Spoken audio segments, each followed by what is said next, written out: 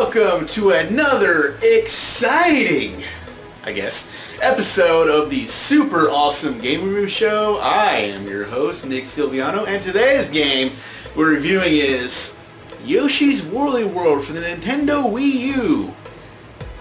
Look how cute that is.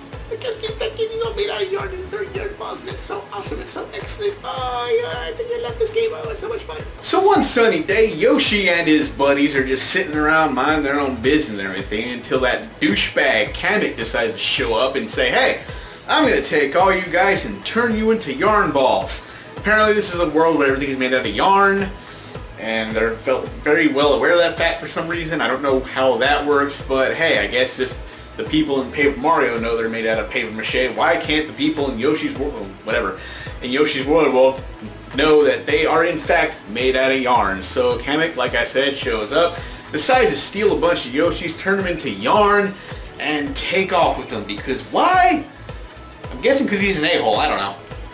Well, you find out why at the end of the game, but I'm not here to spoil any of that. So. The game is your standard side-scrolling fare. You basically go from point A to point B and face all the obstacles in between. If anyone can still make that fresh and fun, it's Nintendo. The weapon of choice here is yarn balls. Collect this ammo by swallowing your enemies. And then blowing them out your ass.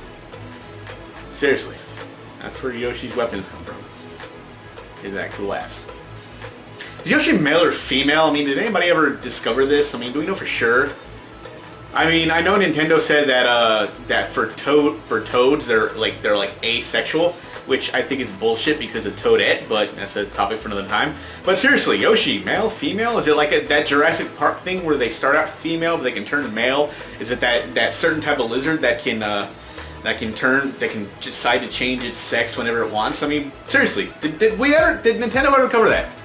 Just something to think about. You can also collect yarn balls by these handy dandy yarn baskets that release them. Throughout the levels you can collect yarn bundles. Collect all 5 yarn bundles in each stage and you can unlock a themed colored Yoshi. Really don't do anything special. It's a fun option to play as different colored Yoshis in the levels. So yeah, that's pretty cool. As far as I know, like the different colored Yoshis don't really do anything. I mean, I thought maybe they did. You know, you get like a certain type of Yoshi and it does something special, but no, they're just a different colored thing. When I guess it's kind of cool, so you're not playing the same Yoshi throughout the whole game, which again actually makes no sense because they all control the same. They're just different colors.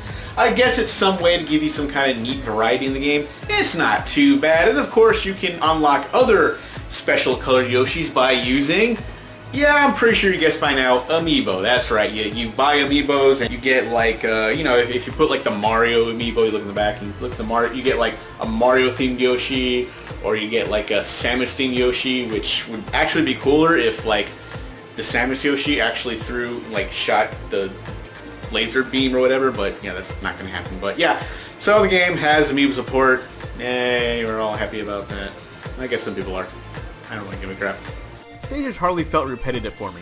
Every level had a new and unique theme to them, and they all felt different. I hardly came across levels that repeat themselves. Boss fights, however, seem to repeat themselves a few times. Ah yes, the level design is the meat and potatoes in this game, and I gotta say, I thought the level designs in this game were just absolutely excellent. I mean, seriously, I had a lot of fun. You know, you're going through those levels, you're trying to find the yarn balls, you're trying to find the sunflowers, the collectibles.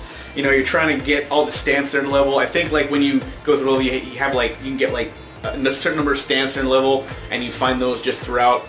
Usually when you collect those jewel bundles, you'll get stamps and you collect those stamps. And if you like get your hearts all the way up, your power all the way up, you get bonus for that. So you get a lot of bonuses afterwards. It's kind of cool. There's even a bonus game after some of the stages if you happen to catch one of when you go to the end of stages, like this little ring thing. And if you're done through it and happen to catch one of the flowers in there, you get an extra bonus stage which gets you more jewels. And with these jewels you can do buy stuff. You can buy like what is it? You can buy like these badges that give you like power throughout the stages. A really good one I liked was the fire resistant badge. Oh man, that was excellent. I mean, that really helps some levels. You can get like badges that help increase your power. You can take more damage.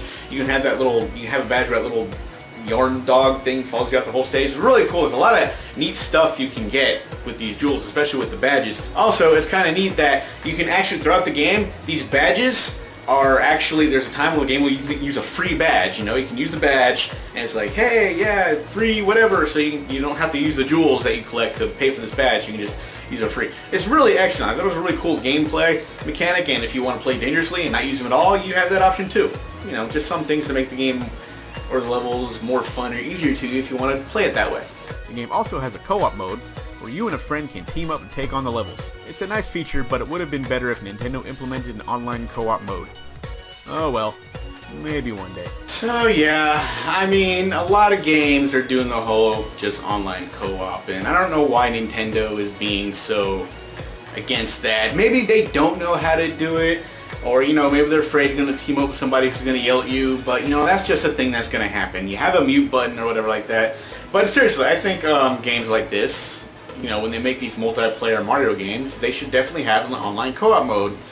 Because I'm pretty sure, I mean, if these games had like online co-op mode, so many people would like really just love it and they'd just be all over it and stuff like that. It'd be kind of cool. But anyway, it is what it is. But still, it'd be a nice feature. But hey, if you can find somebody to go ahead and play this game alongside with you, I say go ahead and try it. Because it does kind of help to have a partner character in some of these levels, especially if you're trying to collect all the power-ups and stuff. Yoshi's Woolly World is a fun and charming game that's a surprisingly blast to play. It's kind of cute too. There, I said it.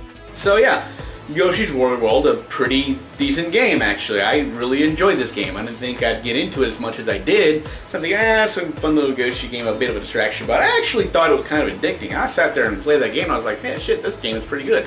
I mean, it looked great. I mean, some of these things, they took this whole yarn aspect and just really had fun with it. I mean, you can see like the backgrounds look like sheets or something like that, like in paper mache, and like the clouds are like everything. It looks so neat. It looked like it was stuff you could make out of the crafts department from Michael's or something like that. It looked really cool.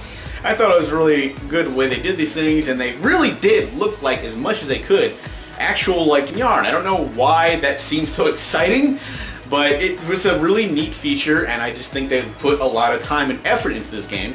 And it did come out looking pretty good. And there is a lot of stuff to go on this game. You can collect stuff. If you want, you can use amiibo stuff and stuff like that. And when you collect those sunflowers, you can unlock special stages, which I haven't done yet because I've been trying to get all the sunflowers in the stage, but I'm really terrible at that because sometimes you can't find them. But like I say, you get these badges that can help you with these things. And for those of you who think that, for those of you who might think this game is too hard, which it really isn't, there's like the mellow mode, which I haven't tried, but I guess it makes the game piss easy. I mean, it wasn't a difficult game to begin with, but if you need a mellow mode to play this game, I don't know if you should be playing video games at all, because seriously, this thing was just, I mean, I don't even think little kids would be that bad at this game that need to play in mellow mode. Although, if you do die enough times, I think the game says, hey, why don't you try mellow mode? Because you clearly suck at this game. But I think that's like, what the hell is that?